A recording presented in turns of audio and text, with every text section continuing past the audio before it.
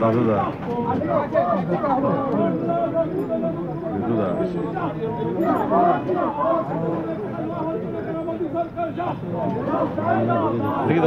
আপনাদের সাথে মিটিং করলেন, কি বার্তা দিলেন? বার্তা হচ্ছে যে ঐক্যবদ্ধভাবে সাম্প্রদায়িক শক্তি, কারণ 2024-এর লোকসভা নির্বাচন আমাদের কাছে সবচাইতে বড় চ্যালেঞ্জ।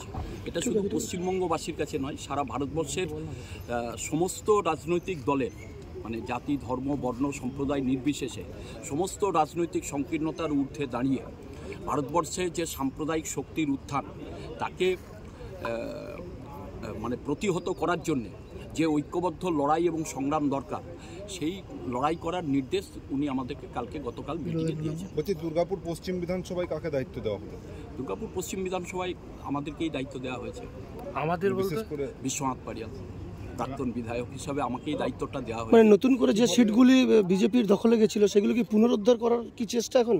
ওটাই তো আমাদের লক্ষ্য, যে বাংলাকে পুনরুদ্ধার করতে হবে।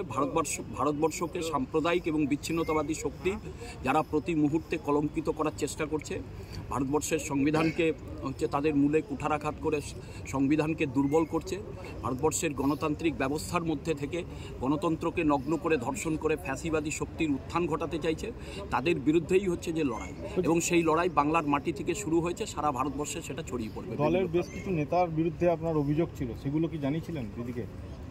দেখুন, এটা দলের আভ্যন্তরীণ বিষয়, এই বিষয়ে আমি কোনো মন্তব্য করতে চাই না।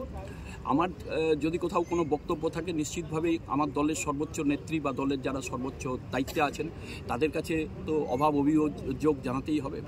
বাড়ির পরিবারের কেউ যদি হচ্ছে যে সমস্যায় পড়ে, তখন পরিবার সেই সদস্য হচ্ছে কার কাছে অভিযোগ করে? তার অভিভাবকের কাছে অভিযোগ করে। তা আমার যদি কিছু থাকে, নিশ্চয়ই অভিভাবক হিসাবে আমার দলের সর্বোচ্চ নেত্রী মমতা বন্দ্যোপাধ্যায়ের কাছেই অভিযোগ জানাবো। আপনার প্রতি আস্থা রেখেছে, আপনার প্রতি যে আস্থা রেখেছে দিদি, এটা কেমন, আপনি কিভাবে দেখছেন? না, আস্থা আগেও ছিল, বিশ্বাস আগেও ছিল, এখনও অটুট আছে সেই আস্থা এবং বিশ্বাস। আমাকে যখন দল যেভাবে দায়িত্ব দেয়, আমি সেই দায়িত্বটাকে সুষ্ঠুভাবে পালন করার চেষ্টা করি। এটা তিক্ত অভিজ্ঞতা নয়, মানে আমাকে যখন যেভাবে দল দায়িত্ব দেয়, আমি সেই দায়িত্বটাকে সুষ্ঠুভাবে পালন করার চেষ্টা করি। আমি মাটি থেকে লড়াই করে উঠে এসেছি, লড়াই আমার রক্তে, লড়াই আমার শিরাতে, লড়াই আমার ধমনীতে, লড়াই করতে ভালোবাসি। সেদিনকেও মার্ক্সবাদী কমিউনিস্ট পার্টির বিরুদ্ধে লড়াই করেছিলাম, আজকেও হচ্ছে সাম্প্রদায়িক শক্তি, বিচ্ছিন্নতাবাদী শক্তির বিরুদ্ধে লড়াই, এবং সেই লড়াইয়ে যে অগ্রণী ভূমিকা বিশ্বনাথ পারিয়ালকে যদি হচ্ছে দলের হয়ে কোথাও পালন করতে হয়, নিশ্চিতভাবে সেটা পালন করব। অন্দরে কোনো লড়াই নেই, আমরা সবাই ইউনাইটেড, ঐক্যবদ্ধ লড়াই, একটাই লড়াই, সেটা হচ্ছে সাম্প্রদায়িক শক্তিকে উৎখাত করা।